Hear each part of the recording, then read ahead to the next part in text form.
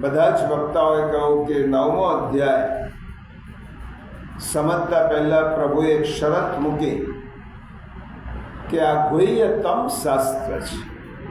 આ ગુહ્યતમ શાસ્ત્ર એ કોણ સમજી શકે? ત્યારે અનસૂય હવે જે નિર્મત્સર છે, જેના મનમાં બીજાનું સુખ જોઈને આનંદ થતો હોય, એને નિર્મત્સરતા કહેવાય.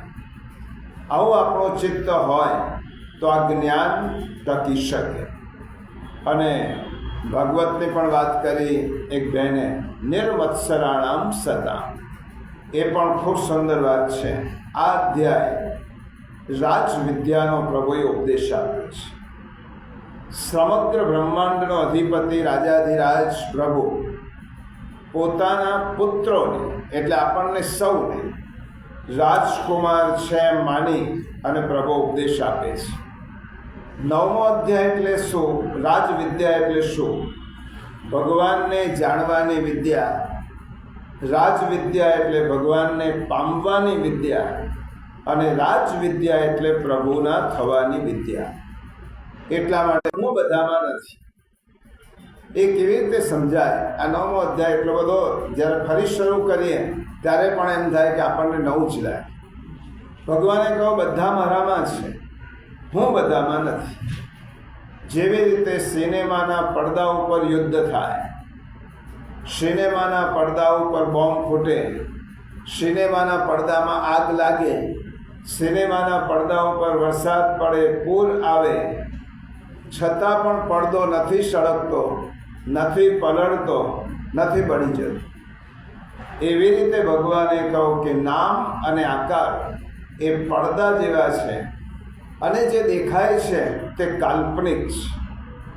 એટલા માટે હે પાર્થ, સદા તું એટલો યાદ રાખ, જે મારા ભક્ત છે તે મને આ પ્રમાણે જાણે છે. હું જે પરબ્રહ્મ સમસ્ત વિશ્વનો અધિષ્ઠાન છું. પડદા ઉપર થતા દ્રશ્યો પડદાને લાગુ પડતા નથી, એવી રીતે ભગવાન આ સમગ્ર બ્રહ્માંડનું અધિષ્ઠાન છે. એટલે ભગવાન કોઈનાથી લેપાતા નથી. પછી પ્રભુએ ખૂબ સુંદર વાત કરી કે જે અનન્ય ભાવે મારી ભક્તિ કરે છે તેના યોગક્ષેમની જવાબદારી હું સ્વીકારું છું.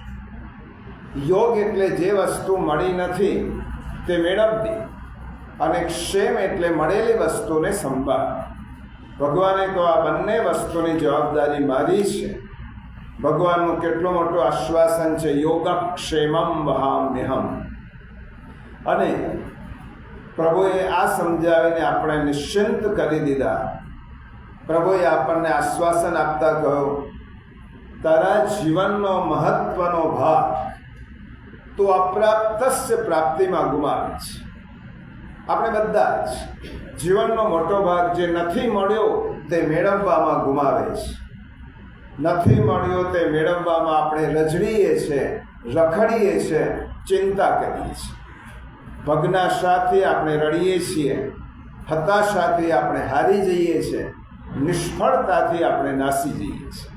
અને ભગવાને કહ્યું, આ બધી જ ચિંતા તો છોડી દે, તું એકવાર મારી શરણમાં આવ. તને જ્યારે જે વસ્તુ જોઈતી હશે એ હું તને આપવાનો છું.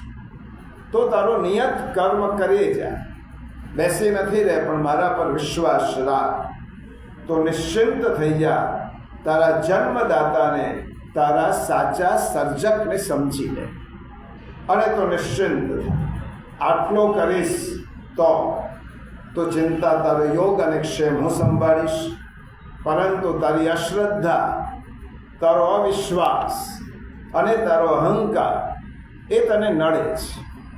તું એટલો વિચાર કરી લે, તારા જન્મ પહેલાં મેં માના સ્તનમાં દૂધ ભરી રાખ્યું હતું. કારણ કે તારી ચિંતા મને હતી કે તું જન્મેલો બાળક ખાઈ નહીં શકે. એટલા માટે જન્મ પહેલાં માના સ્તનમાં મેં દૂધની વ્યવસ્થા કરી. જાગૃતિ પહેલાં મેં ઊંઘની વ્યવસ્થા કરી. જન્મ પહેલાં મેં સૃષ્ટિમાં વાયુનું નિર્માણ કર્યું, એટલે તું અસ્તિત્વ ટકાવી શકે. અને આંખ આપતા પહેલાં મેં સુંદર સૃષ્ટિ સર્જી કે તું સુંદર દ્રશ્યો નિહાળીશ. ભગવાને કહું આટલું બધું તારા માટે કરું છું, છતાં પણ તને મારા પર વિશ્વાસ નથી. તો શાંત થા, તો નિશ્ચિંત થા. અને પ્રભુએ કહ્યું તો મારા શરણમાં આવી જા. પ્રભુએ ખુલ્લું આમંત્રણ આપ્યું છે 9મા અધ્યાય. તું એક વાર આજા શ્રી કૃષ્ણ કી શરણ. તું એક વાર મારી શરણમાં, પછી તો જો તારા જીવનમાં બદલો આવે છે કે નહીં. અને ભગવાને બીજું આશ્વાસન આપ્યું, કૌંતેય પ્રતિજાનીહિ નમે ભક્ત પ્રણશ્ય. એકવાર તું મારો ભક્ત બની જા, ક્યારે પણ તારો વિનાશ નહીં થાય. અનન્ય ભાવે તું મારો ભક્ત થા. મારાથી તું દૂર નથી, કારણ કે હું તારામાં જ રહેલો છું. એટલા માટે હું દૂર નથી, તારાથી બીજો નથી. અને તું ગમે તેવો હોય, તો એમ માનતો હોય કે હું શ્રીમંત નથી, વિદ્યાવાન નથી, મેં વેદોનું અધ્યયન નથી કર્યું, મને કોઈ જ્ઞાન નથી, તો ભગવાને કહ્યું ચિંતા ન કર. તું સ્ત્રી હોય, વૈશ્ય હોય, શુદ્ર હોય, કોઈ પણ યોનિમાં જન્મેલો હોય, તું ગમે તેવો હોય, મામ હિ પાર્થ વ્યપાશ્રિત્ય યેપિ સ્યુઃ પાપયો નયઃ. સ્ત્રીઓ, વૈશ્યાસ તથા શુદ્રા સ્તેપિ યાન્તિ પરામ ગતિ. આ બધા જ ભગવદ્ ભક્તિના અધિકારી છે. એટલે ભગવાને બહુ સ્પષ્ટ કર્યું કે વર્ણ, આશ્રમ, સંપ્રદાય, દેશ, વેશ, પહેરવેશ, જ્ઞાન આ બધું જ ગૌણ છે. તો ગમે તેવો છે તો મારી શરણમાં આવ. અને એટલા માટે મેં તને આ માનવ દેહ આપ્યો છે, મારી પ્રાપ્તિનો અધિકાર આપ્યો છે. અને મારી પાસે આવવા માટે તો અધિકૃત છે. તારી પાસે દેહ જેવું સાધન છે, મન અને બુદ્ધિ જેવું તને મેં તત્વ આપ્યા છે, છતાં પણ તું આ જન્મ મરણના ફેરામાં અટવાયા કરે છે. તેની ભગવાનને વ્યથા છે. અને ભગવાન આપણને આ જન્મ મરણના ફેરામાંથી મુક્ત કરવા માટે આ રાજવિદ્યા આપે છે. તો તારા રથનું સુકાન, જેવી રીતે અર્જુને રથનું સુકાન મને સોંપ્યું હતું, એવી રીતે તારા જીવન રથનું સુકાન તું એકવાર મને સોંપી. અને તું નિશ્ચિંત થઈ જાય. અને એકવાર તો તારું સુકાન જીવન રથનું મને સોંપીશ, પછી તને કોઈ વ્યથા નહીં રહે, કોઈ ચિંતા નહીં રહે, કોઈ ડર નહીં. રાજવિદ્યાની અને બ્રહ્મ વિદ્યાની આ સુલભતા સમજાવતા ભગવાને કહ્યું, જેને કંઈ પણ નથી આવડતું, જેને કંઈ પણ સમજાતું નથી, તે પણ જો મને પરાયણ થઈ જાય તો કંઈ પણ કર્યા વગર તે બધું જ પ્રાપ્ત કરી લે છે. એના માટે જેને પ્રયત્નો રૂપે, પરંતુ આપણે ભગવાનને મેળવવા માટે જુદા જુદા પ્રયત્ન કરીએ છીએ, પુરુષાર્થ કરીએ છીએ, અહંકારથી યુક્ત અનેક વિધ વિધાનો કરીએ છીએ, ત્યારે ભગવાને કહું કે આ બધું જ કર્યા કરતાં તું એકવાર મારી શરણમાં આવ. સમુદ્રમાં ગોથા ખાવાનું તારું છૂટી જશે, અટવાય નથી. કારણ કે અહંકાર છોડીને તો પરમાત્માની દિશામાં ચાલવાનું શરૂ. કેવી રીતે? પ્રભુએ કહ્યું કે જેવી રીતે સરિતા છે એ કંઈ જ નથી કરતી, એ સમુદ્ર તરફની ગતિ કર્યા છે. અને એક સમય એવો આવે છે કે સરિતા સ્વયં સમુદ્રમય બની જાય છે.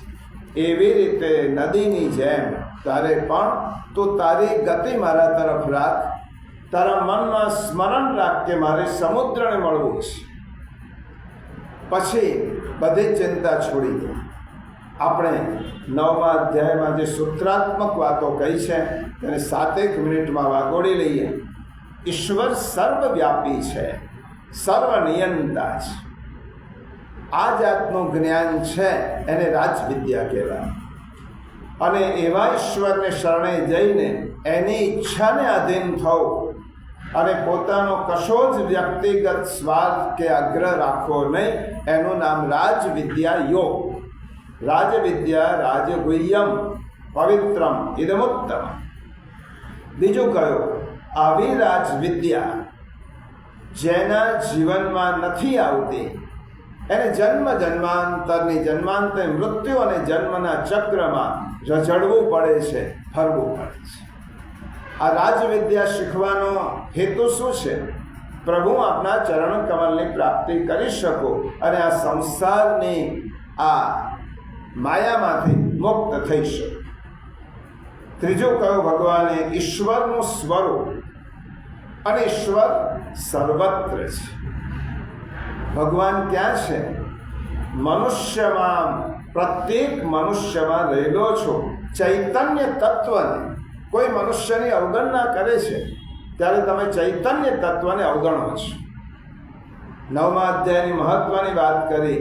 પ્રભુએ કહ્યું, ખરું જોતા દરેક માણસમાં પરમાત્મા રૂપે હું પ્રગટ થઉં છું. માટે કોઈ પણ માણસનો દ્વેષ કે તિરસ્કાર એ મારો જ દ્વેષ છે અને મારો જ તિરસ્કાર છે. મયા તતમિદમ સર્વમ જગદ અવ્યક્ત મૂર્તિ. પછી ભગવાને કહ્યું, ઉનાળાનો તડકો હોય કે ચોમાસાનો વરસાદ હોય, આ બંને મારી જ કૃતિ છે. દુકાળ હોય કે સુકાળ હોય, એ પણ મારી જ કૃતિ છે. અમૃત હોય કે મૃત્યુ હોય, એ બંને સ્વરૂપો મારા જ છે. સત હોય કે અસત હોય, આ બંને મારા જ પાસા છે. અમૃતમ ચૈવ મૃત્યુશ્ચ સદસચ્ચાહમ અર્જુન. તો આપણે શું શીખવાનું? મળેલી વ્યક્તિનો આવકાર અને મળેલી પરિસ્થિતિ, આવેલી પરિસ્થિતિનો સ્વીકાર. ભગવાને જીવનનું મહત્વનું સૂત્ર આપ્યું, જે વ્યક્તિ મને મળી તેનો આવકાર.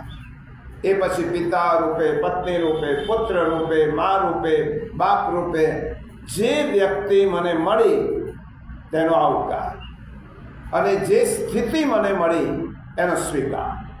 હસતા હસતા સ્થિતિનો સ્વીકાર અને આનંદ સભર વ્યક્તિનો આવકાર. પછી ભગવાને કહ્યું, તપ કરવાથી પુણ્ય મળે છે. પુણ્ય મળે તો માણસ સ્વર્ગલોકમાં જાય. સ્વર્ગલોક એટલે ઐશ્વર્ય અને ભોગ સંપત્તિ. પરંતુ જ્યાં સુધી આપણા પુણ્ય છે ત્યાં સુધી આ ભોગ સંપત્તિ આપણને મળશે. અને પુણ્ય ખલાસ થયો એટલે ક્ષીણે પુણ્ય મળતે લોકમ વિષય.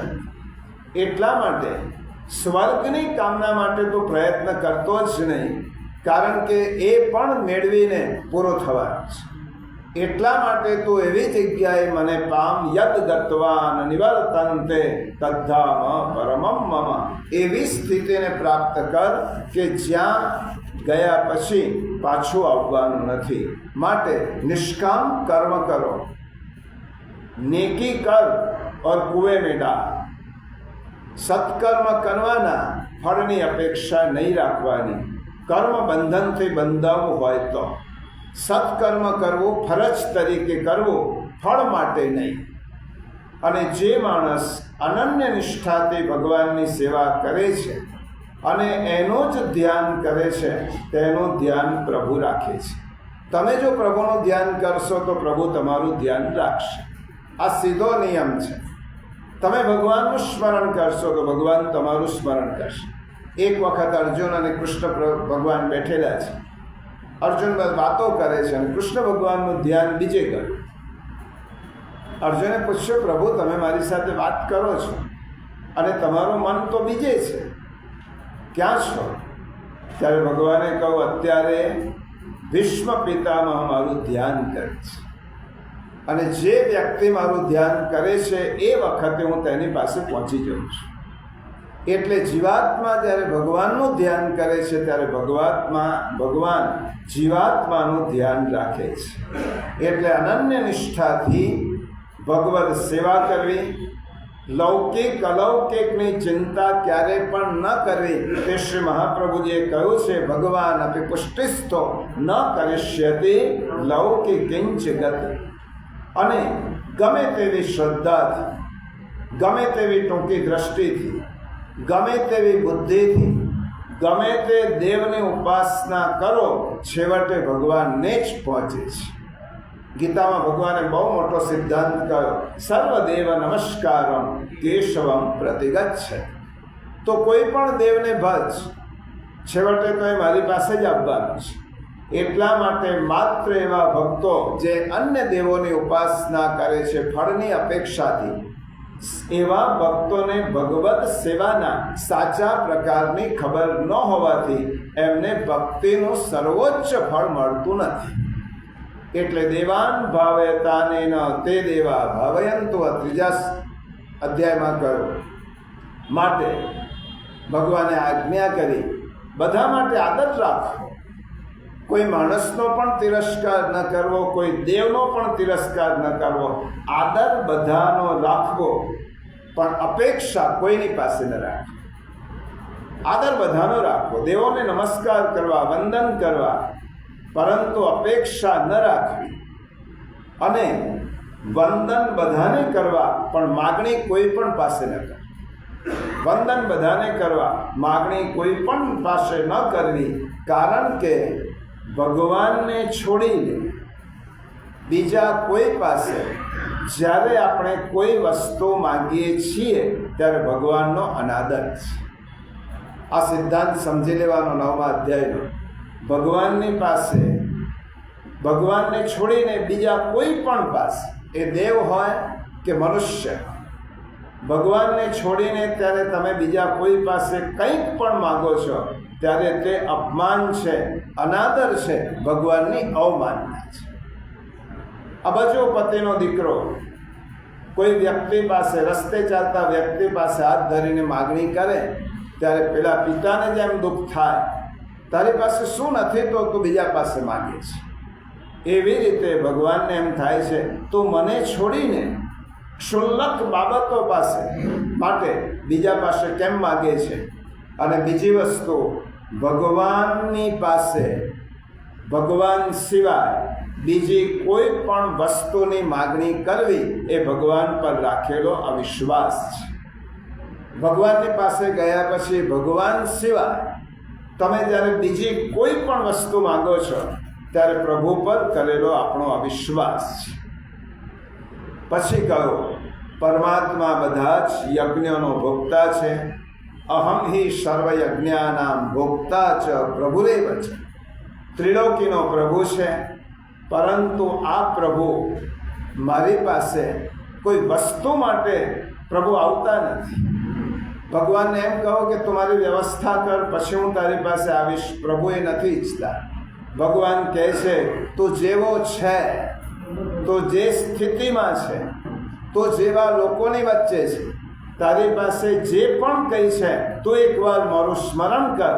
પત્રમ પુષ્પમ ફલમ તોયમ યો મે ભક્ત્યા પ્રયચ્છે. મારે વસ્તુની જરૂર નથી, મારે તારા ભાવની જરૂર છે. પ્રભુને પદાર્થથી પ્રસન્ન ન કરી શકાય અને પ્રભુને પ્રેમથી જ પ્રસન્ન કરી શકાય. એટલા માટે ભગવાને ખૂબ સુંદર શ્લોક કહ્યો, પત્રમ પુષ્પમ. પછી જે માણસ કરે છે, ભોગવે છે, જે કંઈ આપે છે, યત કરોશી, હમણાં જ યાદ કર્યું, યત કરોશી યદશ્નાસી યત જોશી દદાસી યત, તે બધું મને જ અર્પણ કર. તું જે આપે છે તે મને અર્પણ કર. એનાથી તારું આપવાનું તને અહંકાર નહીં આવે. તું કશું પણ આપે છે, તું મને અર્પણ નથી કરતો એટલે તારા મનમાં શું થાય છે? આ મેં આપ્યું. અને તારો અહંકાર એ તારો પતનનું કારણ બને છે. એટલા માટે ભગવાને કહ્યું તું જે પણ કંઈ આપે છે એ મને અર્પણ કર. કબીરજીની વાત છે ને, દેન હાર કોઈ ઓર હૈ ભેજત જો દિન રૈન, લોક ભરમ હમ પર કરે તાસો નીચો ને. એવી રીતે બધું જ ભગવાનને અર્પણ કરવાનું. ભગવાન કહે છે કે સમોહમ સર્વભૂતેષુ નમે દ્વેષ્યોસ્તિ ન પ્રિય. બધા માટે હું સમાન છું, મને કોઈ દ્વેષી નથી, મારો કોઈ પ્રેમી નથી. પણ બીજી લીટીમાં ભગવાને યુ ટર્ન લીધો, પરંતુ જે વ્યક્તિ ભક્તિથી મને ભજે છે તે મારામાં છે અને હું તેમનામાં છું. ભગવાને કહ્યું પ્રભુનો ભક્ત ભક્તિને કારણે ભગવાનમાં ઓતપ્રોત થઈ જાય છે. એટલા માટે ભગવાન સમ છે, પણ ભક્તો માટે ભગવાન પોતાના હૃદયમાં તેને સ્થાન આપે છે. પ્રભુએ કહ્યું તો ગમે તેટલો દુરાચાર્ય હશે, અનન્ય નિષ્ઠાથી તું મારી પાસે આવ તો ક્યારે પણ તારા દૂષિત ભૂતકાળની ચિંતા નથી કરે, ઉજ્જવળ ભવિષ્યની ચિંતા. તારો ભૂતકાળ ગમે તેટલો ખરડાયેલો છે, તો ગમે તેવો પાપી છે, દુરાચારી છે, ખોટું થયો છે, ખોટું કર્યું છે, પરંતુ એકવાર બધું જ ભૂલી જા અને તારું ઉજ્જવળ ભવિષ્ય માટે તો પ્રયત્ન કર. મારો હાથ પકડી લે, હું તારી સાથે છું. નમે ભક્ત પ્રણશ્યતિ. અને પછી ભગવાન કહે છે, શરણમાં આવવાનો તારો અધિકાર છે. જે વ્યક્તિ એકવાર મારી શરણમાં આવે છે તેનું હું ક્યારેય પણ છોડતો નથી. શરણસ્થ સમુદ્ધારમ કૃષ્ણમ વિજ્ઞાપયામ્યહમ. શ્રી વલ્લભાધિષ્પે મહાપ્રભુજીએ પણ આ વાત કરી અને છેલ્લે કહ્યું, જે માણસ પોતાના હૃદયને કેળવી ઈશ્વર પરાયણ થાય છે, મન બુદ્ધિ મને અર્પણ કરે છે, ઈશ્વરની ભક્તિ અને શરણાગતિ દ્વારા એ મારા સુધી પહોંચી જાય છે.